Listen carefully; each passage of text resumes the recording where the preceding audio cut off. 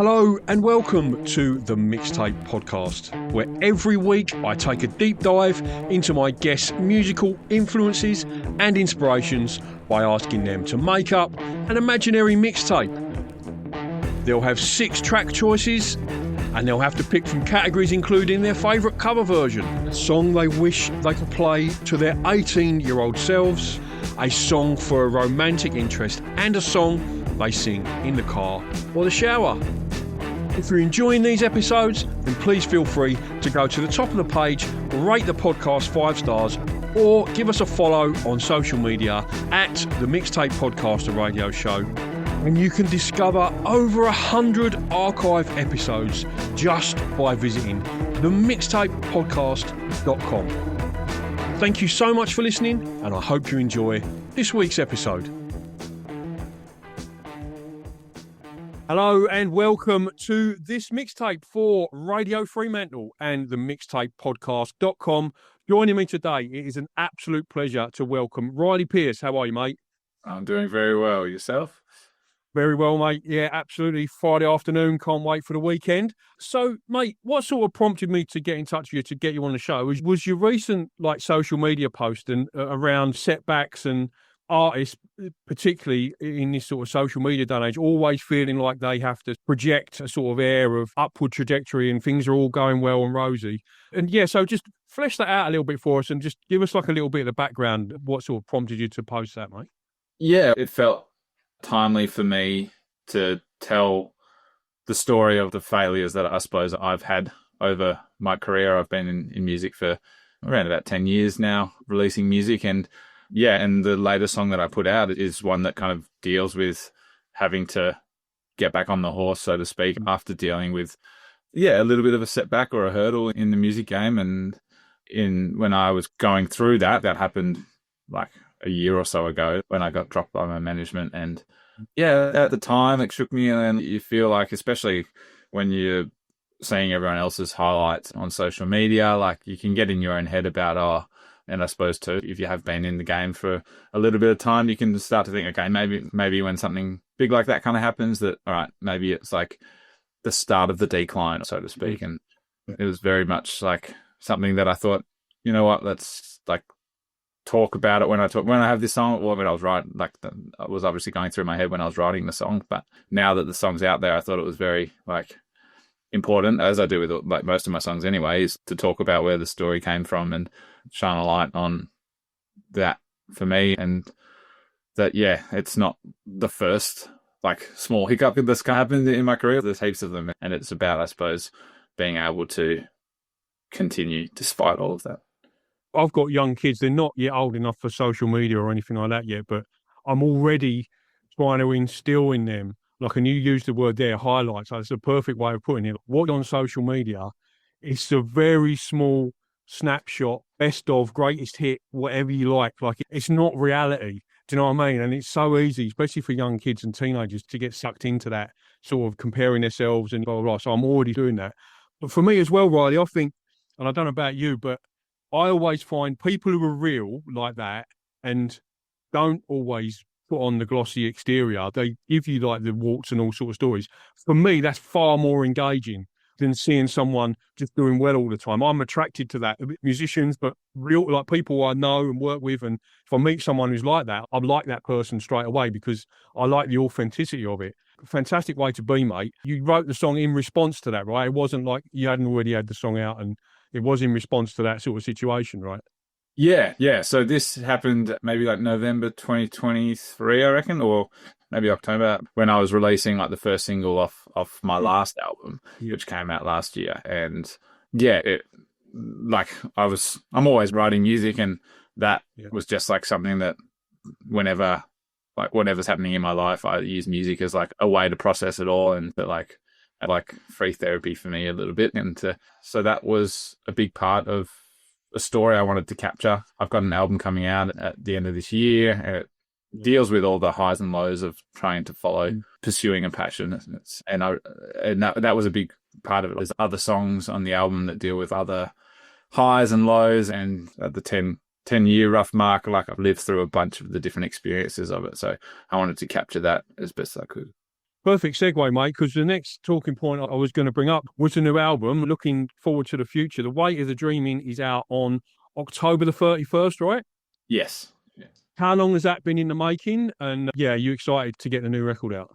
Yeah, I'm very excited. Like, this is the kind, like, I've had some songs that are on the album that didn't make like previous albums, or there are some songs that I remember writing 3, 4, 5 years ago.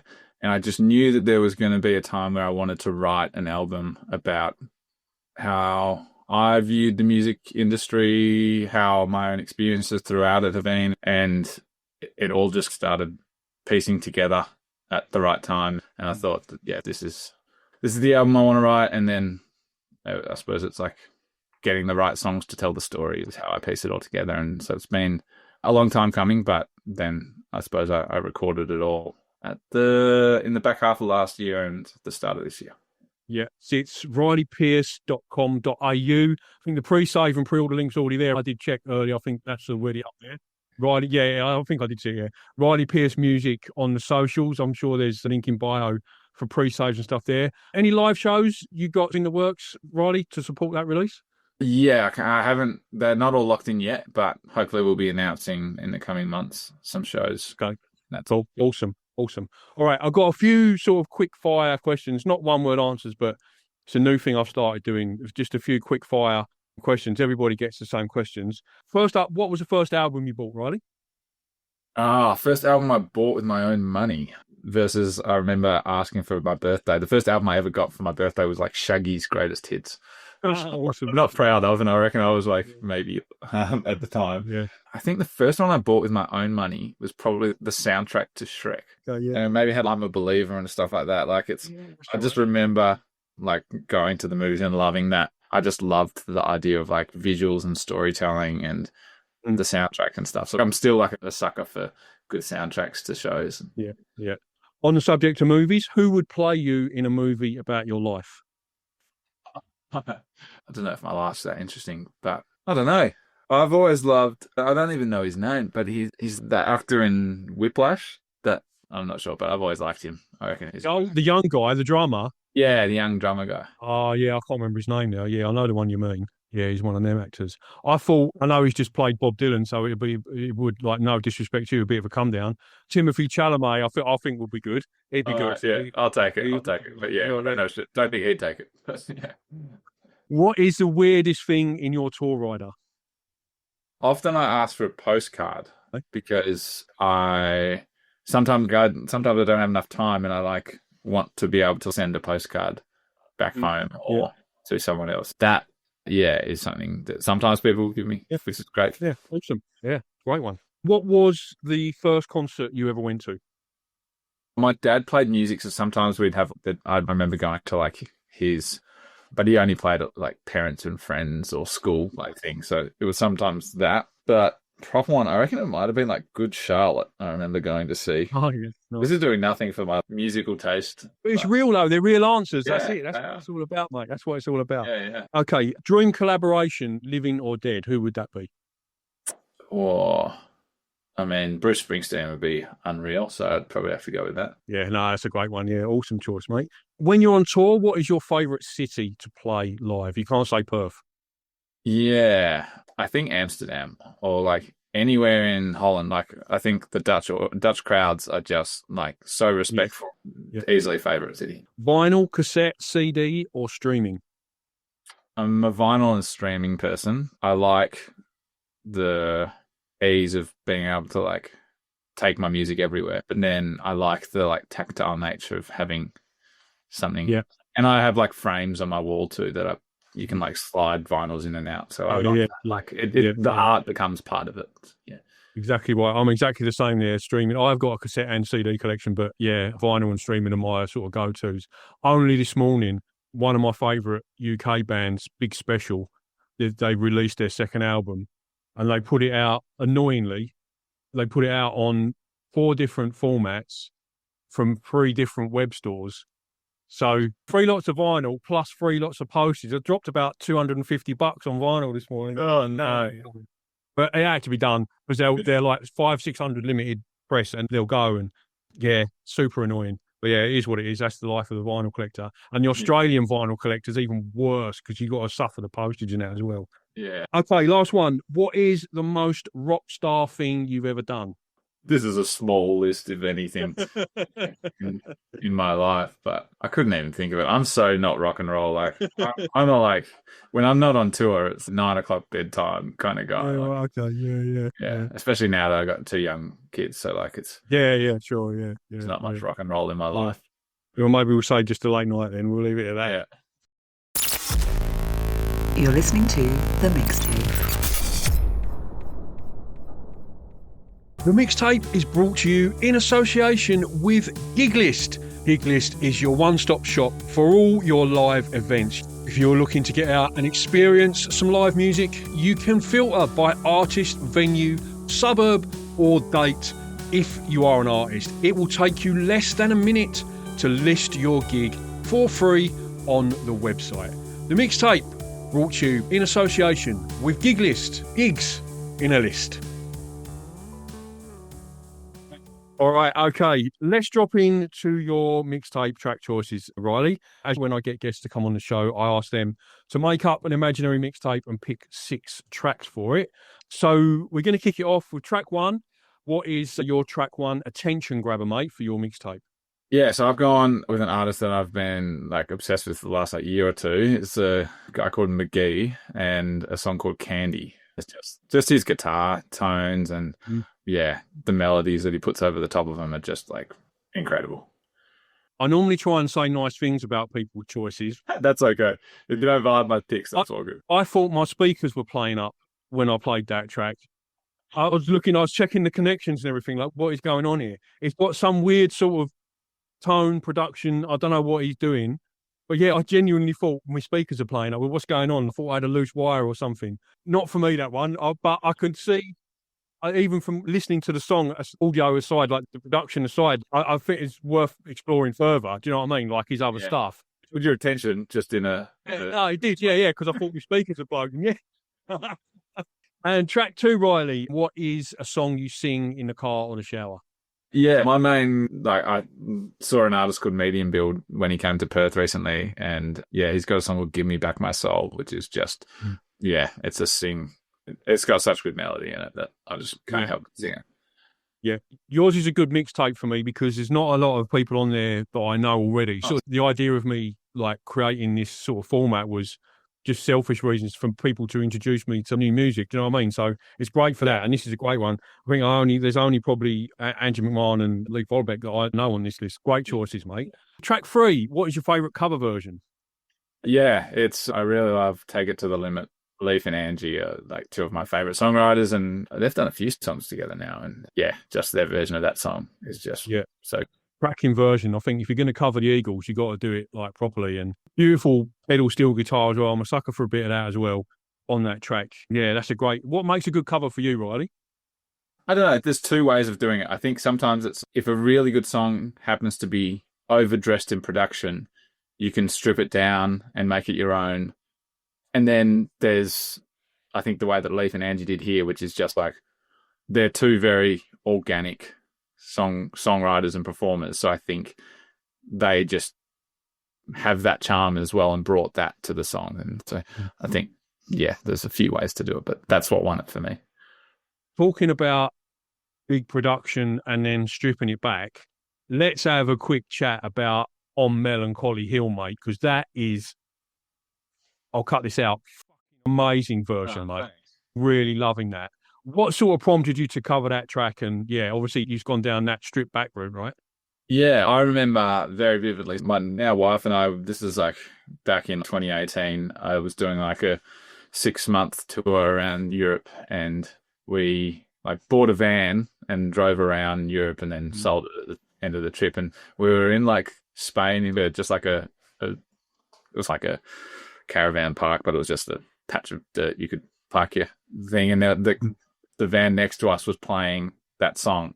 And I don't think I'd heard the song before, as much as like the Gorillas are massive and it's like an amazing song, but I just heard it and I was like, this is such a good tune. And then the more I listened to it, the more I was like, I feel the song is too summary for like the lyrics of the song. So I was like, I'll do a cover of it one day. And Yeah. bring it back into the melancholy world. Yeah. No, it's a fantastic cover, mate. I was driving to work, and what I tend to do is before the sort of few days before I'm interviewing someone, I just have a big deep dive into their Spotify and just keep their Spotify like on repeat for while I'm driving to work and stuff. And I was driving along and it started, and I was like, so all of a sudden I was like, this is Gorillaz. No way. All right. Track 4, Riley. What is a song you wish you could have played to your 18-year-old self? Funnily enough, there's a song called 17 by, Mhm. I'm not sure, I think they might be like Norwegian, but the band called Sjogren. And it's just a song about being young and taking your time. And like you feel, there's a weird feeling when you're that age of like unnecessary urgency to everything you do when there shouldn't be. And yeah, I think that song captures it really well. Plus, it's just such a feel-good song. Yeah. No, it's a great one. That's very summary. What sort of stuff were you listening to when you were 18, Riley? I've probably listened to a lot of Kings of Leon. I'd say like Jack Johnson. Yeah, a bit of a mix of that. Like I was playing in like just a indie rock band with some of my mates who I went through high school with. And yeah, we wanted to be a bit like Temper Trap and Kings of Leon kind of. Okay. Track 5 of your mixtape is if you were making up a mixtape for a romantic interest, someone you want to let know you're keen, what would be a song you would use for that? Yeah, I went with a song called Home Run by, and this is probably one of the best artist names. It's the man, the myth, the meat slab. So his partner is an incredible artist and singer-songwriter, Morgan Harper-Jones, and I asked her to join me on stage for when I was playing in Manchester and sing a few of the duet songs that I have, and met her partner who is Jamie, who that's his artist project, The Man, the Myth, the Meat Slab, and I hadn't heard his stuff, but she wrote about it, and he wasn't as he's a very humble dude, so he wasn't as self-promoty, but we listened to his stuff and it was great and like incredible, and he's doing really well now and started touring a bit more, but that song is such a great like low-key humble romantic song. So yeah, great choice. I thought when you sent me your list of tracks, I thought that the artist was just called The Meat Slab, and the bit before it was just you like bigging him up. Do you know what I mean? Yeah. Didn't realise that was the full name of the guy. Yeah, what a name. That is fantastic. Have you ever used a mixtape like that, Riley? Like with your wife or anyone? You've ever given anyone a playlist or a mixtape like in that way?